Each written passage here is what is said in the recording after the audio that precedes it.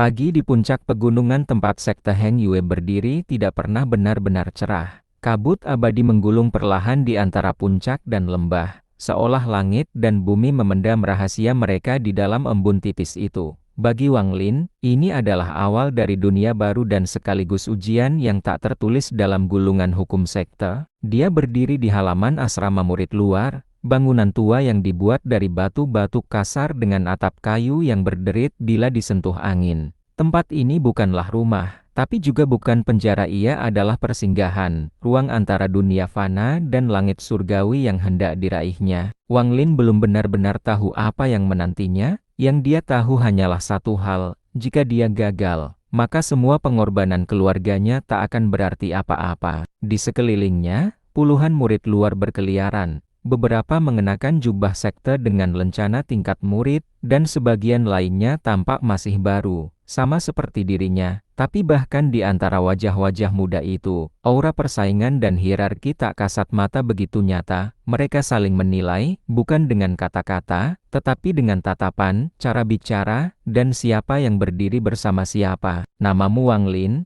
ya?" Sebuah suara terdengar dari samping. Seorang pemuda kurus tinggi, dengan wajah licik dan senyum palsu, menghampirinya.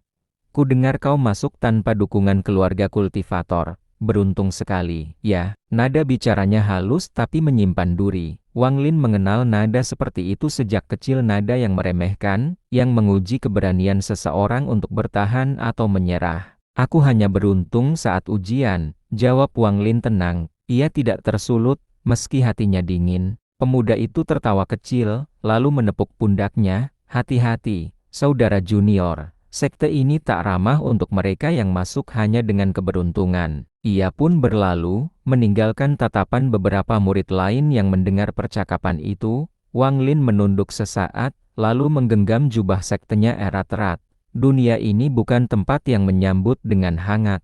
Ia tahu itu, tapi ia tak akan menyerah. Hari itu, para murid luar dikumpulkan di lapangan batu besar. Di sana berdiri beberapa tetua penjaga murid luar, para kultivator tingkat rendah tapi cukup kuat untuk menegakkan disiplin. Salah satu dari mereka berjubah kelabu dengan rambut beruban dan tatapan tajam membacakan tugas dan peraturan. "Mulai hari ini, kalian akan menjalani pelatihan dasar, meditasi, penyerapan energi spiritual, serta tugas kerja di sekte. Siapa yang gagal menaikkan tingkat spiritualnya dalam 1 tahun, akan dikeluarkan." Kata-katanya seperti pisau yang menusuk ke dalam hati para murid. Tidak ada belas kasihan, tidak ada pengertian. Wang Lin duduk bersila di ruang pelatihan batu, bersama 20 murid lainnya. Di tengah ruangan, berdiri altar kecil tempat dupa dibakar dan batu spirit ditempatkan. Guru penjaga menjelaskan prinsip dasar, menyerap ki dari dunia luar dan menyalurkannya ke dalam meridian tubuh. Namun bagi Wang Lin, pelajaran itu seperti membaca huruf langit. Ia tak bisa merasakannya. Duduk sejam, 2 jam, napasnya tetap sama, tubuhnya tetap seperti biasa. Tak ada gelombang ki yang mengalir, tak ada resonansi seperti yang digambarkan oleh guru. Murid lain tampak mulai menunjukkan tanda kemajuan, kulit sedikit berkilau, napas tertahan lebih lama, mata bersinar tipis, tapi Wang Lin tetap diam. Hari berganti hari. Setiap malam, Wang Lin duduk di balik batu besar di tepi sungai dekat asrama. Di sanalah ia mencoba berkultivasi sendiri, mengulangi teknik yang diajarkan siang hari, membaca gulungan petunjuk yang diberikan sekte, mencatat, dan mencoba lagi. Namun tetap saja, tubuhnya seolah tertutup. "Kenapa aku tak bisa merasakannya?" gumamnya lirih. Tiba-tiba, sebuah suara ringan terdengar di dekatnya. Membaca bukan berarti memahami.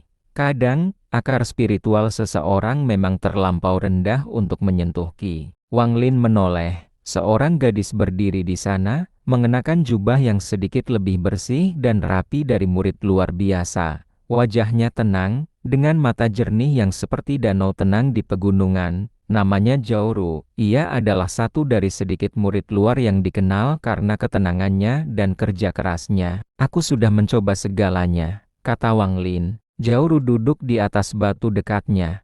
"Kalau begitu, mungkin waktunya kau mencoba sesuatu yang berbeda. Ki bukan hanya tentang teknik, ia juga tentang kehendak. dunia ini menguji kehendak kita lebih dari bakat.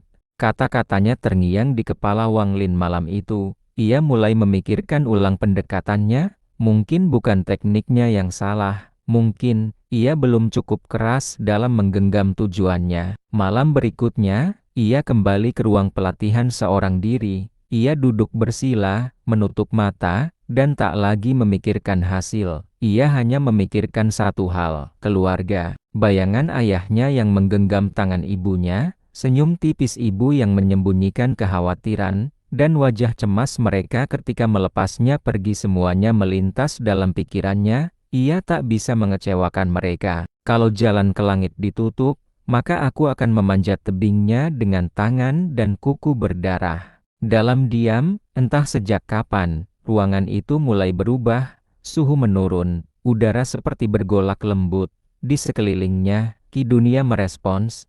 Perlahan, satu helai benang Ki masuk ke pori-porinya. Tubuh Wang Lin bergetar, dadanya sesak, seperti menelan angin dingin. Tapi ia tidak berhenti. Ia menahan, menyalurkan, mengikuti arus yang mengalir ke meridiannya, lambat, berliku, menyakitkan, tapi untuk pertama kalinya ia menyentuh Ki. Pagi itu, ketika para murid berkumpul kembali, tatapan mereka berubah. Wang Lin tidak lagi terlihat lemah dan kosong, aura tipis seperti kabut mengelilingi tubuhnya masih samar, tapi nyata. Ketua penjaga melihatnya sekilas, lalu mencatat sesuatu di gulungan. Kemajuan pertama, lambat, tapi ada. Wang Lin tidak merespons, ia hanya menunduk dan tersenyum kecil. Dalam hati, ia tahu, ini baru awal. Di hari-hari berikutnya, Wang Lin menjadi berbeda. Ia tak menonjol, tapi tak tertinggal. Ia tidak punya latar belakang kuat, tapi ketekunannya perlahan mengukir nama. Dan di dunia sekte, di mana nasib bisa berubah dalam satu malam, mereka yang tak menyerah adalah yang akhirnya bertahan. Namun, bahkan ketika dia mulai menyentuh kultivasi, bayangan akan kerasnya seleksi belum beranjak. Dunia ini bukan hanya soal menyerap Ki, tapi juga tentang bagaimana bertahan dari intrik, dari persaingan diam-diam, dan dari niat jahat yang tersembunyi di balik jubah sesama murid. Dan Wang Lin mulai memahami, dunia kultivator, sesungguhnya lebih dingin dari dunia fana.